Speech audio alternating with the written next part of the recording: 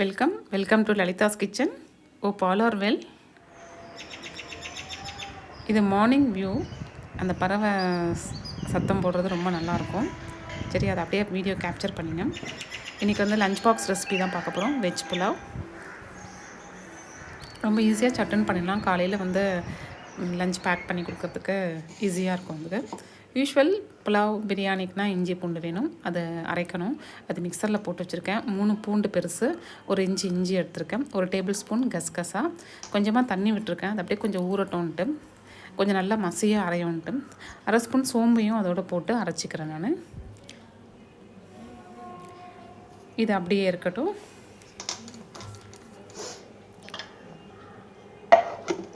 அடுத்து இதுக்கு வேண்டிய ரைஸ் வந்து பாஸ்மதி ரைஸ் தான் பண்ணுறேன். அது 1 கப் எடுத்து வச்சுருக்கேன். வெறும் லஞ்சுக்கு மட்டும்தான் அது, அதனால் 1 கப்பு தான். கொஞ்சம் மீதி இருந்தால் கூட வீட்டில் இருக்கவங்க சாப்பிட்டுக்கலாம். பாஸ்மதி கொஞ்சம் கம்மியாக இருந்தது, அதனால் கொஞ்சம் யூஸ்வலாக ரைஸ் சாப்பாடுக்கு பிடிக்கிறதையும் சேர்த்துருக்கேன். இதை கழுவி ஒரு 20 மினிட்ஸ் ஊறட்டும். அது அப்படியே இருக்கட்டும். இதுக்கு வேண்டிய வெஜிடபிள்ஸும் எடுத்து வச்சுருக்கேன்.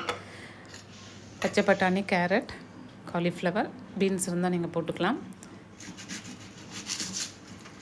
2 வெங்காயம். இந்த 2 வெங்காயம் தான் இந்த புலாவுக்கு யூஸ் பண்ண போகிறேன். இதையும் ஸ்லைசஸாக கட் பண்ணி எடுத்துக்கிறேன் நான்.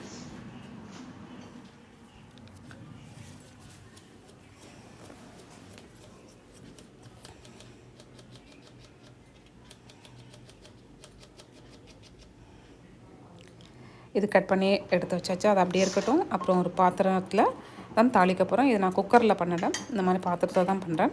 இதுக்கு ஒரு 4 கரண்டி எண்ணெய் விட்டுக்கிறேன். 4 டேபிள் ஸ்பூன் அளவுக்கு இருக்கும்.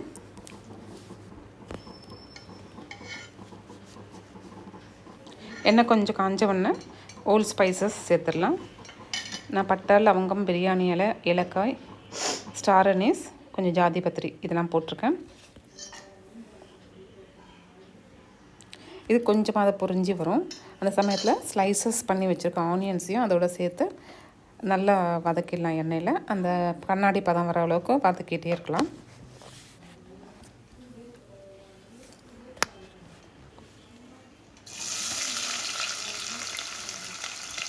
வெங்காயம் நல்லா வதங்கட்டும்.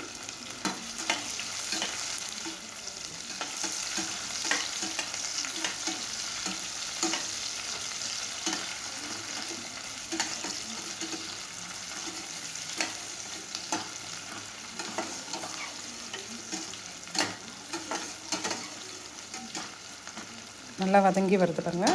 அந்த கண்ணாடி பதம் வரும் இல்லையா, அது வரைக்கும் கொஞ்சமாக வதக்கி விட்டுட்டுருக்கலாம். ரொம்ப ஹை ஃப்ளேமில் வைக்க வேண்டாம். இது கூட இஞ்சி பூண்டு விழுது அரைச்சி வச்சேன் இல்லையா, அதையும் சேர்த்துக்கிறேன். இது கூட நான் கொஞ்சமாக ஒரு சின்ன பல் தேங்காயும் சேர்த்துக்கிட்டேன்.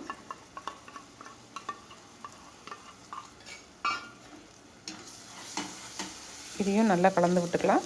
அந்த பச்சை வாசனை போகுங்கிற கொஞ்ச நேரம் அதை வதக்கிடலாம் லோ ஃப்ளேமில். இஞ்சிலாம் சேர்த்துருக்கிறதுனால கொஞ்சம் அடி பிடிக்கும், அதனால லோ ஃப்ளேம்லேயே வச்சு நல்லா வதக்கி விடலாம். எண்ணெயில் நல்லா வதங்கி வரட்டும். அடுத்து இது கூட எடுத்து வச்சுருக்க காய்கறிகள், வெஜிடபிள்ஸ் எல்லாம் சேர்த்துடலாம். பச்சை பட்டாணி, கேரட், காலிஃப்ளவர் 3த்தையும் சேர்த்து அதையும் நல்லா வதக்கி விட்டுக்கலாம்.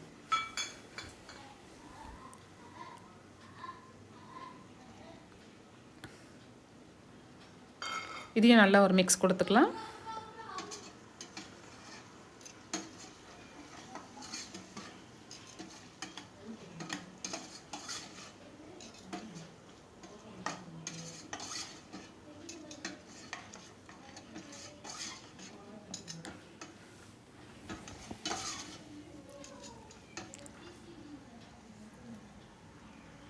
நல்லா மிக்ஸ் பண்ணியாச்சு. இப்போது 1/2 ஸ்பூன் மஞ்சள் பொடி,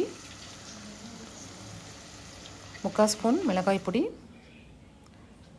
1/2 ஸ்பூன் தனியா பொடி,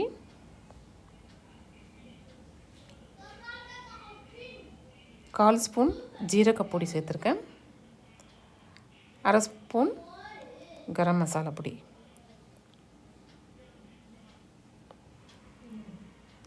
இதையும் நல்லா ஒரு குயிக் மிக்ஸ் கொடுத்துக்கலாம்.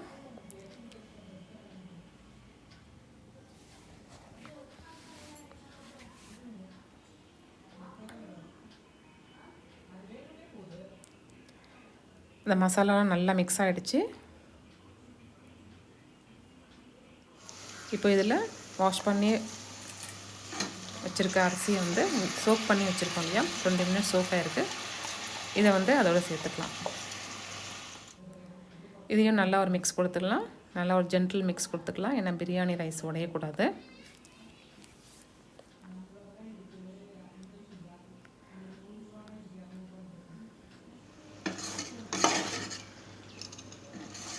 நல்லா மிக்ஸ் பண்ணியாச்சு. இப்போ இதுக்கு வேண்டிய வாட்டர் வந்து நான் 1 கப்பு பிரியாணி ரைஸ் எடுத்திருக்கேன் இல்லையா, பாஸ்மதி, அதுக்கு நான் 1.5 கப்பு தண்ணி விட்டுக்கிறேன். அதே கப்பில் 1.5 கப்பு.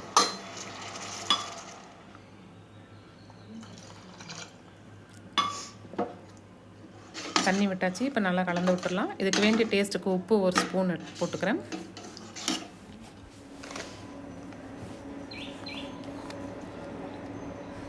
இது நல்லா கலந்து விட்டுட்டு க்ளோஸ் பண்ணிடலாம். ஸ்லோ ஃப்ளேம்லேயே வச்சுக்கலாம். ஃபஸ்ட்டு வந்து நல்லா கொதி வர்றதுக்கு ஒரு ஹை ஃப்ளேமில் வச்சுக்கலாம். கொதி வந்ததுக்கப்புறம் ஸ்லோ ஃப்ளேமில் வச்சு குக் பண்ணணும். இப்போ அது ஹை ஃப்ளேமில் இருக்குது, நல்லா கொதி வந்திருக்கு. இப்போ வந்து நான் வந்து ஸ்லோ பண்ணிக்கிறேன். ஸ்லோ பண்ணதுக்கப்புறமா இது வந்து ப்ரெஷர் போகாத அளவுக்கு நான் அதை மூடிடுறேன். ஒரு பேப்பரோ ஏதோ ஒன்று வச்சு க்ளோஸ் பண்ணிவிடுங்க. ப்ரெஷர் போகாமல் அது அப்படியே அதிலே குக் ஆகும். இப்போது குக் ஆகிடுச்சு பாருங்கள். அது ஸ்லோ ஃப்ளேமில் வந்து ஒரு 7 to 8 மினிட்ஸ் வச்சுக்கலாம். வெந்துடும். நல்லா வெந்திருக்குது. இப்போ இது வந்து ஸ்டவ் ஆஃப் பண்ணிவிட்டு அது அப்படியே தம்லேயே அப்படியே இருக்கட்டும். க்ளோஸ் பண்ணிவிட்டு